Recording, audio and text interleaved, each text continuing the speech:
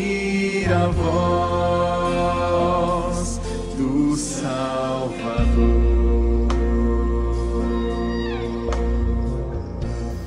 Neemias capítulo 9.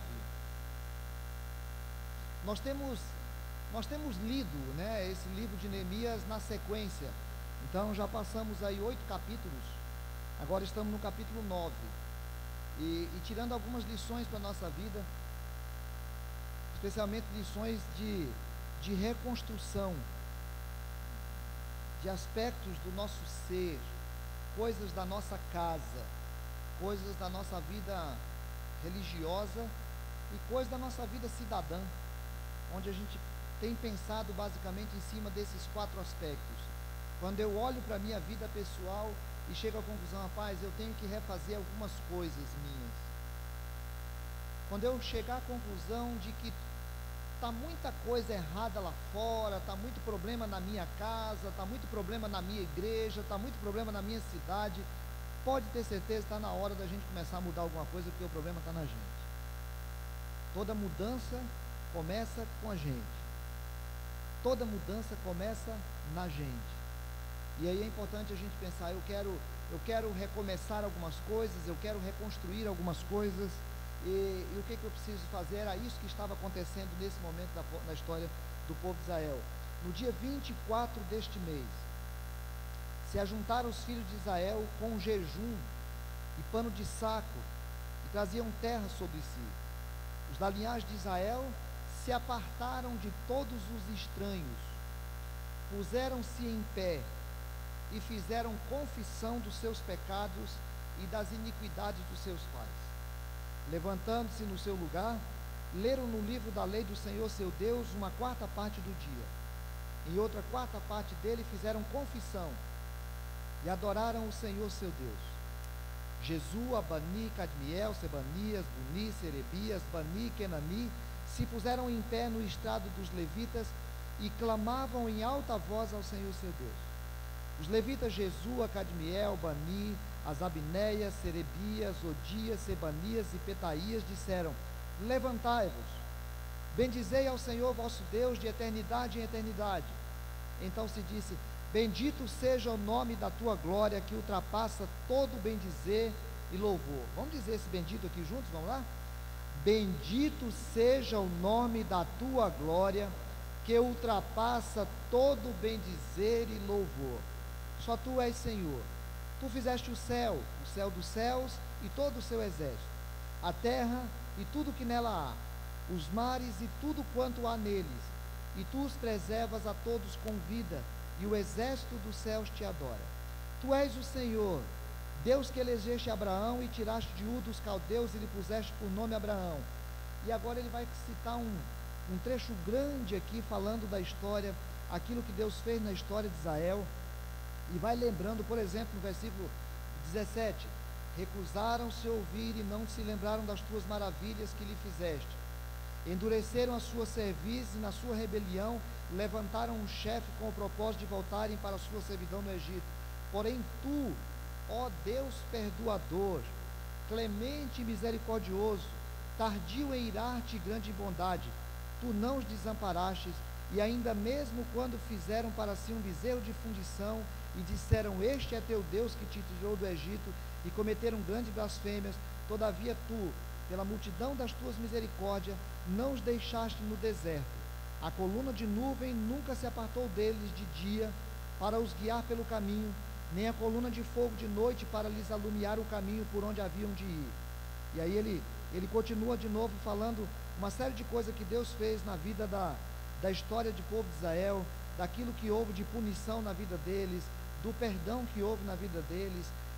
Lá no versículo 31 diz: mas pela tua grande misericórdia não acabaste com eles, nem os desamparaste, porque tu és Deus clemente e misericordioso.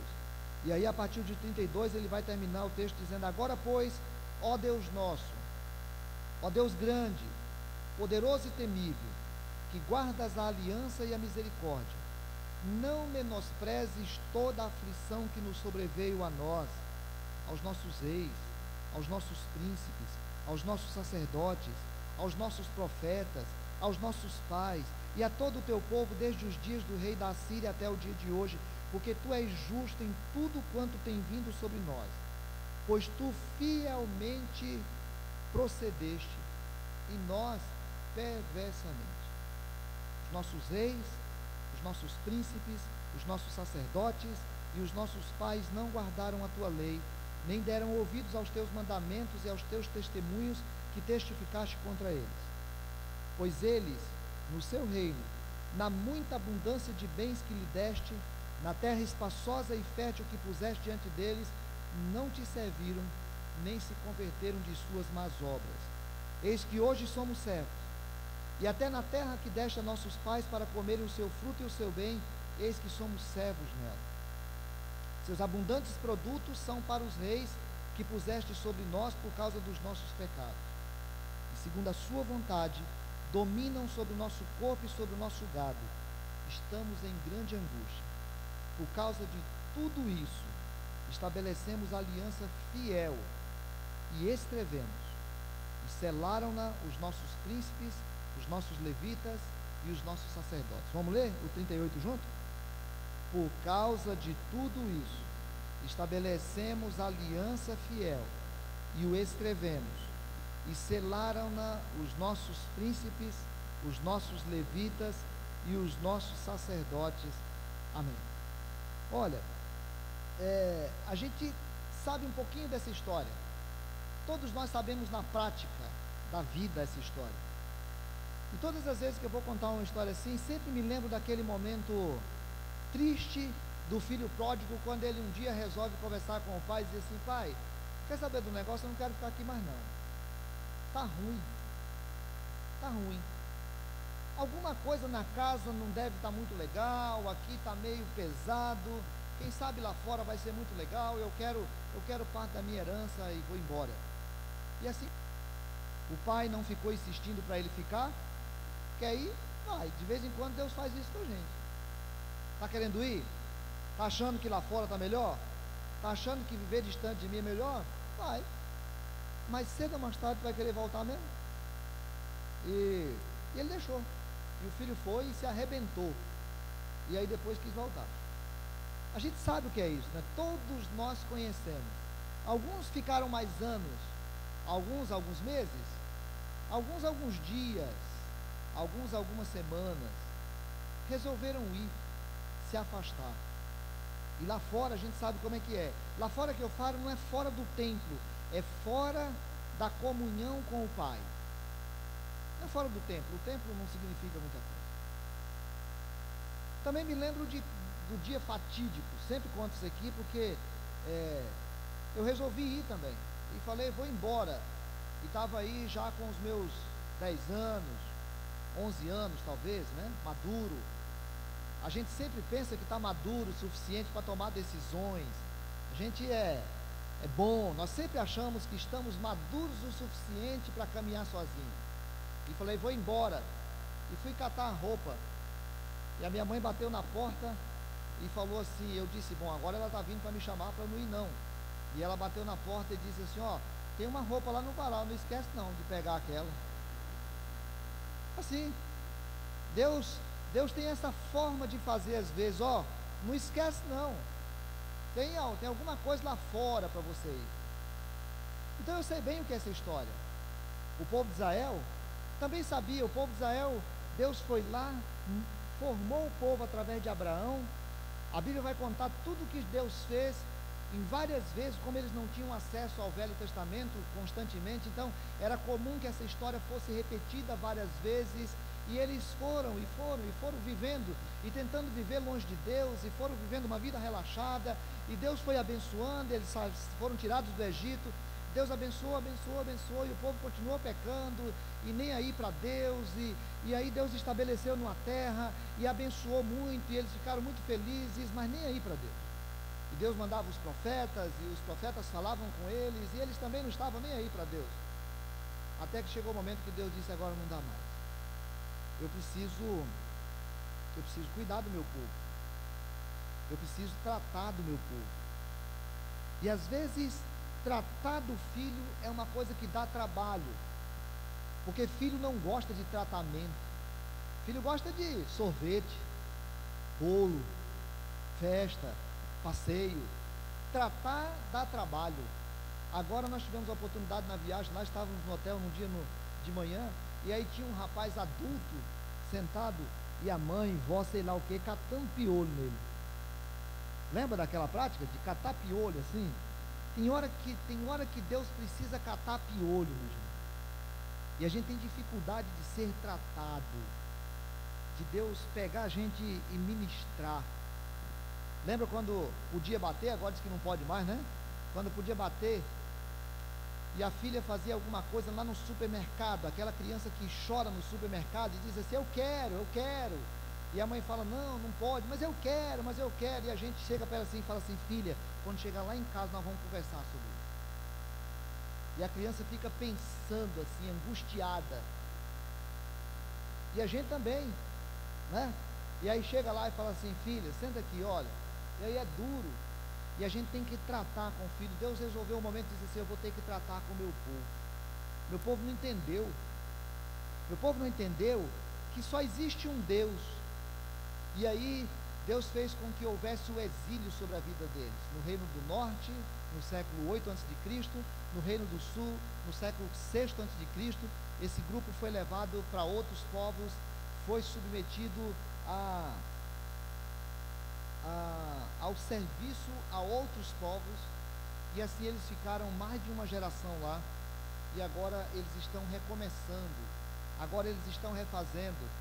Eles chegaram e foram refazer os muros, e foram arrumar as casas, e foram cuidar dos inimigos. A gente vem contando essa história já aqui há um tempo, só que agora chegou no ápice. Agora eles estavam falando daquilo que era essencial para que houvesse uma reforma. Irmão, talvez se a gente estivesse pensando nesse texto de Neemias e pudesse parar hoje, estaria bom, só hoje. O que a gente precisa para falar assim: eu preciso fazer uma mudança na minha vida espiritual? Não está legal. Não imagine que a tua mudança vai acontecer a partir da igreja. Não imagine que a tua mudança vai acontecer a partir do pastor. Não imagine que a tua mudança vai acontecer a partir de um trabalho da igreja. Não, a tua mudança vai acontecer no dia que você resolver tomar algumas dessas posições que estão aqui. A primeira: se coloque no teu lugar. Se coloque no teu lugar. Olha para dentro de ti. Olha para dentro do teu coração. Perceba quem você é. Aliás, ontem eu preguei aqui no casamento, falaram que eu preguei bravo. Eu não estou bravo não, tá? Tá de boa? Não estou bravo. Não estou bravo. É só assim: perceba quem você é. O povo de Israel, a Bíblia diz no versículo 1 aí, que eles se reuniram, já construíram um muro, já cuidaram de inimigos, já fizeram isso, já fizeram aquilo. Agora eles se reuniram depois de muita leitura da palavra de Deus, e quanto mais a gente lê a palavra de Deus, mais a gente percebe quem a gente é. E aqueles homens olharam para dentro de si e reconheceram que estava muito mal, que eles eram pecadores. Eles pararam na praça, e aí a Bíblia diz que eles fizeram um jejum coletivo, colocaram um pano de saco e cinza na cabeça, que era um sinal de humilhação e de reconhecimento de quem é. Pararam diante de Deus, reconheceram quem eles eram, que eles eram pecadores, assumiram a situação diante dele e falaram: Deus, nós pecamos contra ti. Deus, nós pecamos contra ti. Irmãos, Deus nunca erra com você. Deus nunca erra com você. Deus nunca erra comigo. Nós erramos contra Deus. Nós pecamos contra Deus. Nós pecamos de várias maneiras, desde aquilo que nós fazemos até aquilo que nós deixamos de fazer e deveríamos fazer, não estamos fazendo, e ficamos arrumando desculpa e colocando nos outros a culpa de alguma coisa, e a nossa vida vai ficando ruim, e a gente vai ficando distante de Deus. Às vezes é preciso que a gente pare um pouquinho, e quando a gente parar um pouquinho e olhar para dentro de nós, nós vamos descobrir que o que aconteceu foi que nós pecamos, desobedecemos um Deus santo, perfeito, e nós pecadores.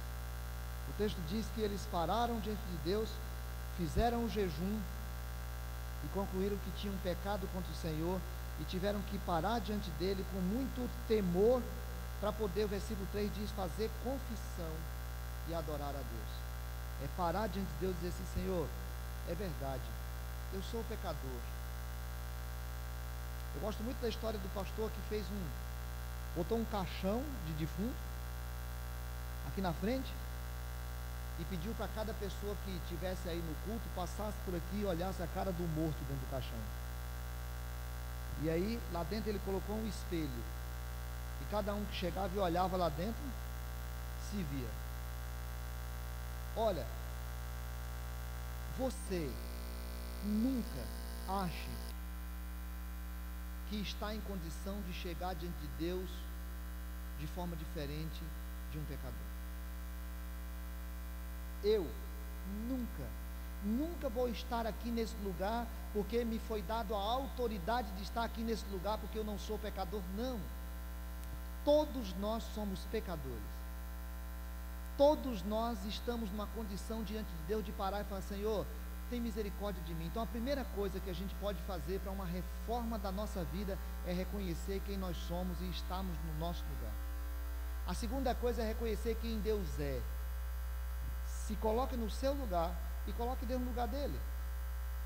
De vez em quando a gente inverte isso.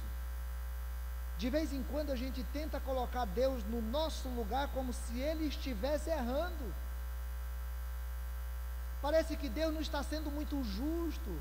Não sei por que Deus permitiu que eu casasse com essa mala. Não sei por que Deus permitiu que eu ficasse doente.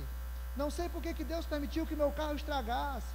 Não sei por que Deus permitiu que meu cabelo caísse. Não sei por que Deus. E a gente fica questionando Deus e não para às vezes para olhar para dentro de nós, para perceber quem nós somos.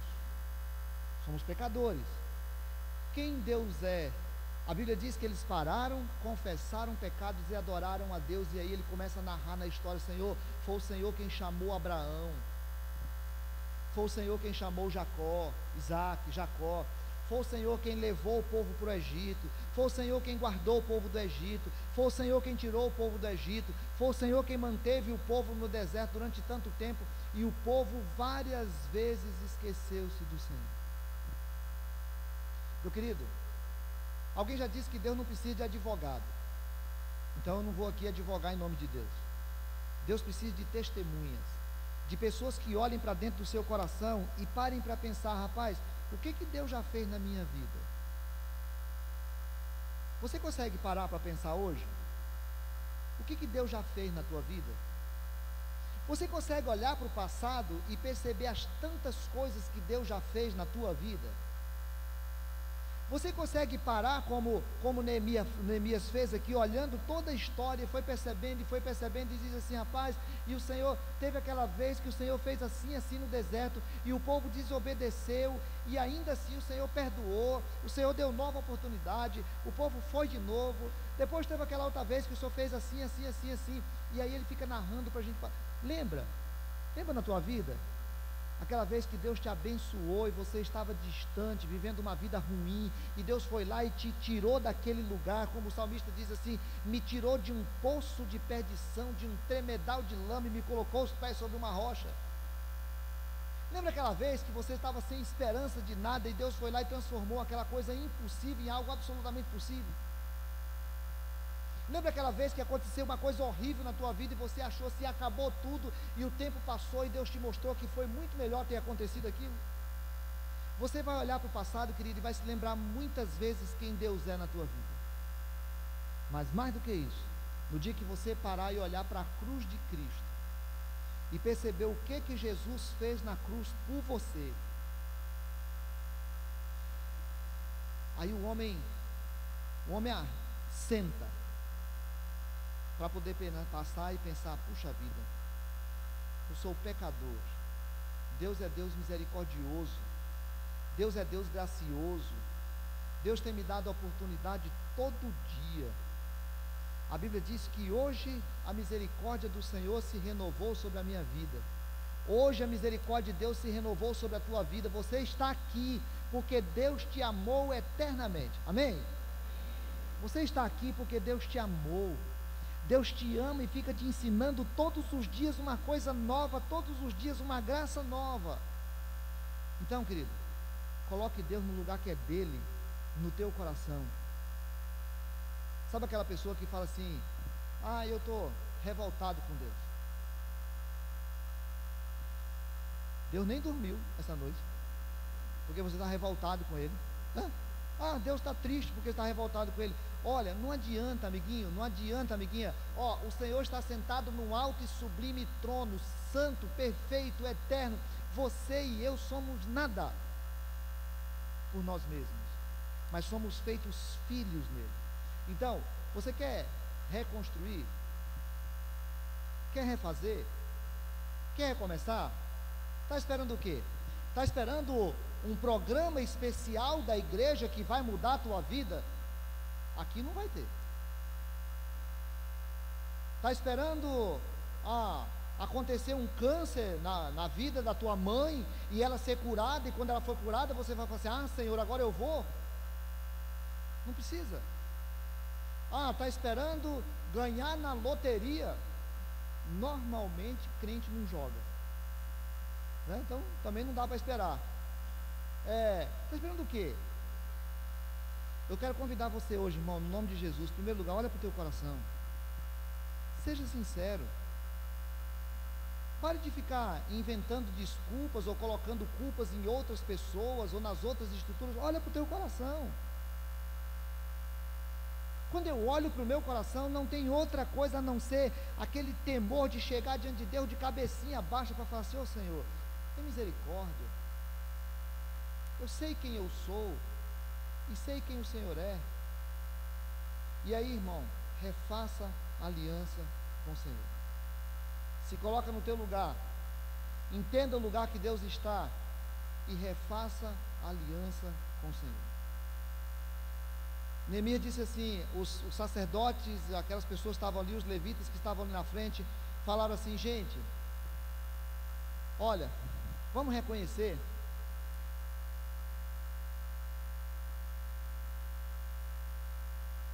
vamos parar diante de Deus, vamos adorar o Senhor, vamos engrandecer o Senhor, e vamos dizer para Ele: Senhor, está difícil, nós pecamos, nós desobedecemos, nós fomos negligentes, nós falhamos contigo, é verdade. Senhor, muita coisa pesou desse processo do Senhor com a nossa vida. A gente reconhece, o versículo 32 diz assim, que o Senhor tem sido justo e nós temos agido perversamente. Senhor, os nossos reis, os nossos príncipes, os nossos sacerdotes, os nossos pais não guardaram a tua lei, nem deram ouvidos aos teus mandamentos e aos teus testemunhos. Agora, nós estamos aqui, mesmo na nossa terra, nós já fomos levados para lá, já trabalhamos para os outros, agora trouxemos para cá, estamos aqui servindo a outros povos e nós sabemos por que isso aconteceu. O versículo 38 diz assim, 36 diz: eis que hoje somos servos, e até na terra que deste a nossos pais para comer o seu fruto e o seu bem, eis que somos servos. O 37 diz: seus abundantes produtos são para os reis que puseste sobre nós por causa dos nossos pecados. Sabe por que às vezes a gente fica mal espiritualmente? Por causa dos nossos pecados. Sabe por que a gente fica desanimado às vezes espiritualmente? Por causa dos nossos pecados. Sabe por que às vezes a gente não consegue olhar e ver perspectiva espiritual? Por causa dos nossos pecados. É por causa dos nossos pecados, da nossa falta de comunhão, da nossa falta de serviço, da nossa falta de ligação com a palavra, da nossa falta de intimidade com o Espírito Santo. É por causa dos nossos pecados. Eles agora estavam olhando e falaram assim: Senhor, pronto, nós paramos aqui, nós chegamos no ápice desse momento. Já reconstruímos o muro, já começamos o processo do templo, já redescobrimos a palavra, Mas agora nós estamos precisando chegar no ponto central. Nós reconhecemos que por causa de tudo isso, estabelecemos aliança fiel e escrevemos. Senhor, nós estamos aqui hoje, eu não queria usar uma expressão, mas é uma expressão que a gente usa muito lá no interior, que diz assim, de rabinho entre as pernas. Já viu isso? Não é aquela expressão? Que é quando a gente chega em casa e o cachorro fez uma coisa errada, e a gente olha para ele, ele bota o rabinho no meio das pernas assim e sai. É assim, Senhor, estamos hoje aqui, ó, igual o cachorrinho que fez coisa errada, diante do Senhor para dizer, nós somos pecadores, o Senhor é Deus, e nós entendemos que é melhor refazer a aliança contigo. Eu quero renovar hoje, Senhor, a minha aliança contigo. Senhor, eu quero hoje olhar para dentro de mim e reconhecer que não vale a pena viver sem ser teu servo. Senhor, eu quero reconhecer hoje que não vale a pena ficar longe da comunhão com o Senhor. Eu quero reconhecer hoje que não vale a pena ficar aqui comendo das alfarrobas ou tentando comer das alfarrobas dos porcos. Não vale a pena deixar a casa para trás e começar a andar para distante da casa do Pai, porque cada vez que eu andar para distante da casa do Pai, vou andar mais para perto do chiqueiro. Quanto mais eu for para lá, mais distante vai ser a volta, porque o melhor lugar que eu tenho é na tua comunhão e na tua presença. Senhor, não vou não. Senhor, se eu estiver indo, em nome de Jesus, me ajude e me traz de volta. Senhor, se eu estiver distante, dentro de casa, mas sem comunhão com o Senhor como meu Pai, me traz de volta para a comunhão. Jesus Cristo morreu naquela cruz no meu lugar para fazer filho. Eu não vou não. Quer ir, Luiz? Tem roupa lá? Vou nada. Vou para onde?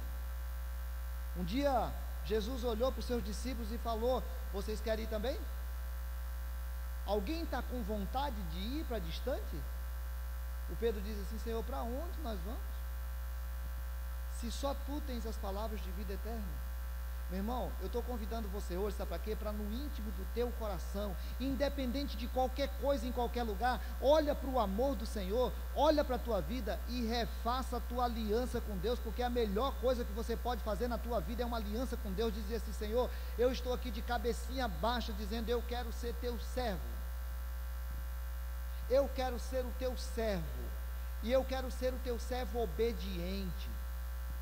Eu quero abrir mão de algumas coisas que tenho vivido, eu quero assumir algumas coisas que preciso viver, eu quero assumir parte no trabalho do Senhor, eu quero ajudar lá nos Gideões, eu quero ajudar lá na congregação, eu quero ajudar lá no Projeto Mariana, eu quero ajudar lá no Ministério X, eu quero ajudar no Ministério de Missões, enfim, Senhor, eu quero me sentir atuante, porque o melhor lugar que tem é a comunhão contigo. Então hoje eu quero fazer aliança com o Senhor, e a Bíblia diz que eles escreveram aquilo, assinaram ali, os príncipes, todo mundo, para dizer assim, nós estamos voltando e assumindo um compromisso com um Deus único.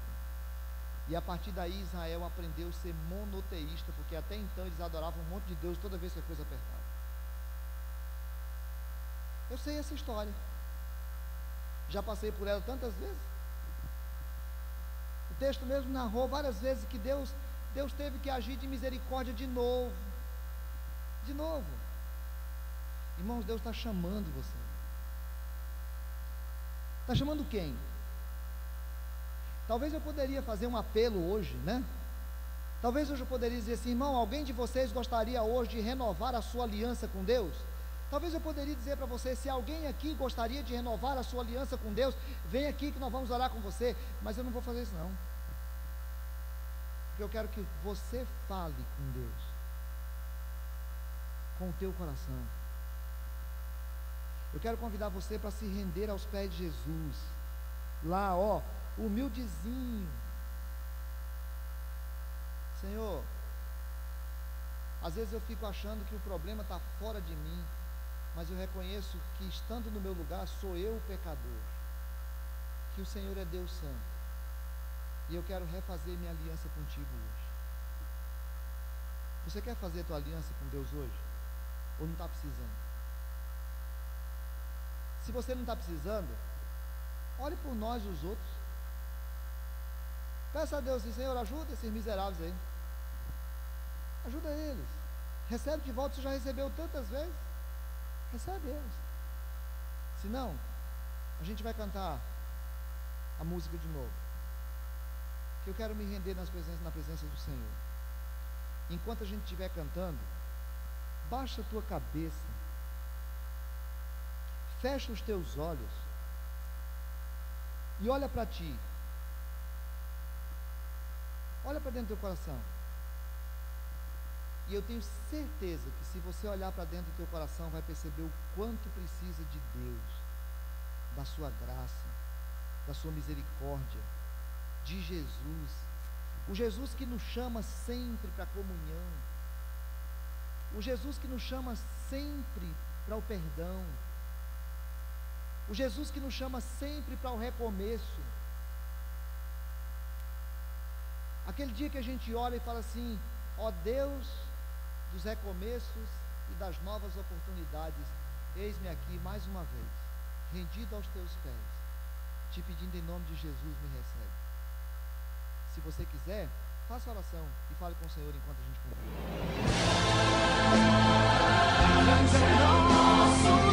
continua.